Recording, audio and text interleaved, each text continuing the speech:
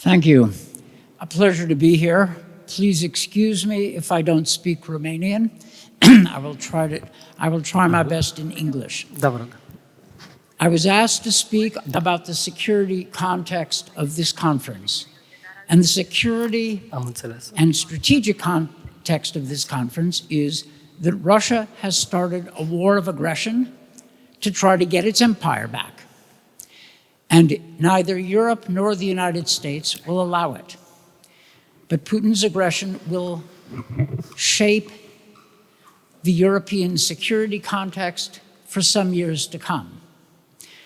The Russo-Ukraine war is but one aspect of Putin's drive to retake the empire. Now, that has immediate direct implications for energy development. For many years, the United States cautioned Western European countries, particularly Germany, that Russia intended to use gas for strategic purposes. And we cautioned against excessive reliance on Russian gas. I remember when I presented those ideas to an EU meeting of political directors in 2006, and the West Europeans, particularly the Germans, looked at me as if I had three heads. They did not believe it. Now, however, the Germans have woken up to the error of their reliance on Russian gas and promptly took steps to end it.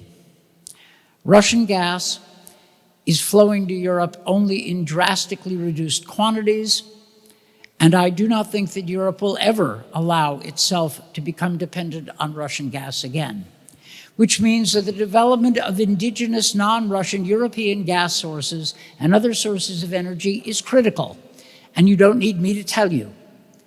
It is critical, it is also apt to be profitable. The United States is working with Romania on major nuclear energy projects.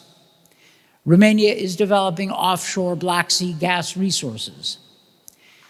The United States in general and the Atlantic Council, where I work in particular, has been supportive of the development of infrastructure going from north to south, including infrastructure to allow a freer interconnectivity of gas and energy. Strategy and business merge. The demand for energy, particularly non-coal energy, nuclear energy, wind, and solar will grow. Gas is better for the environment than coal, and gas is going to attract a lot of investment, as it should. The European elections have been called an upsurge of the far right. I don't think that's quite true. It's true that in France, the hard right party did very well, and Macron grabbed the headlines because he's dissolved parliament and called for new elections. In Germany, the big winner were the Christian Democrats, the center right. The Social Democrats and the Greens were the big losers, and the hard right Alternative for Deutschland party did well, but not quite as well as it had hoped and had been expected. In Romania and Poland, the largest countries in Central and Eastern Europe, pro-Western parties of the center held firm and did very well, which means that, that Romania and Poland have something to teach the Germans and the French about how to conduct responsible policy. But that's another discussion. In my own country, the elections are going to be hot and contested.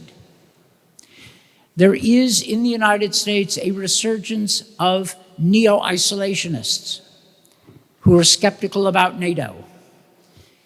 But I think in the end that even a Trump administration 2.0, if it happens, which I don't think it will, but it might, even a Trump 2.0 will find a way to back off of some of Donald Trump's most extravagant promises.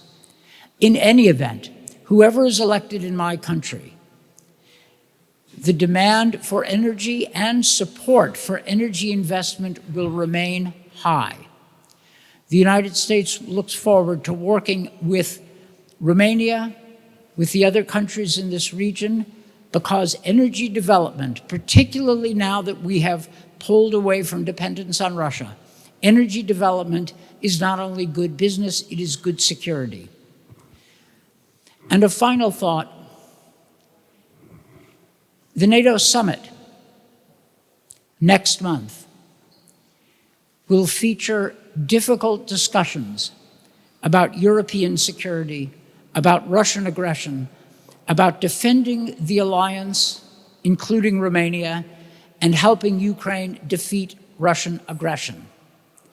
These are difficult topics.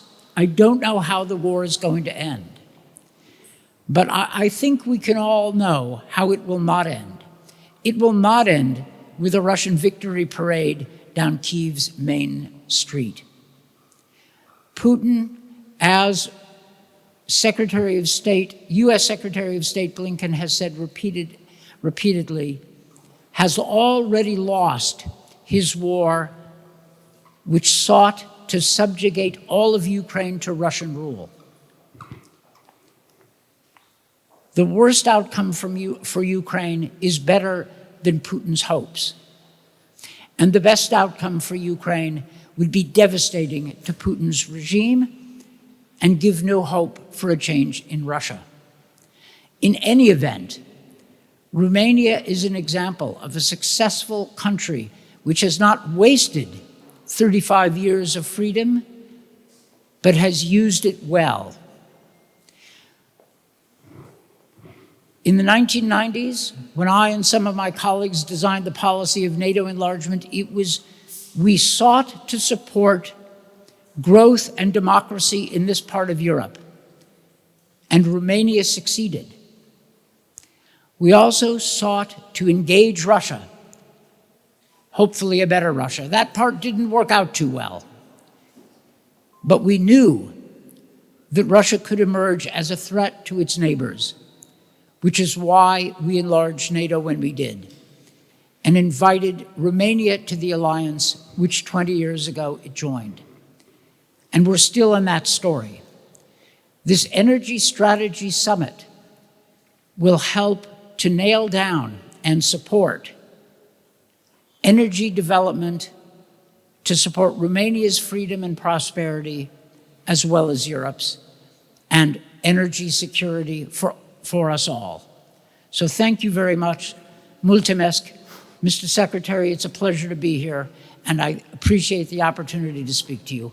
I wish you the best at this conference. Mulțumesc.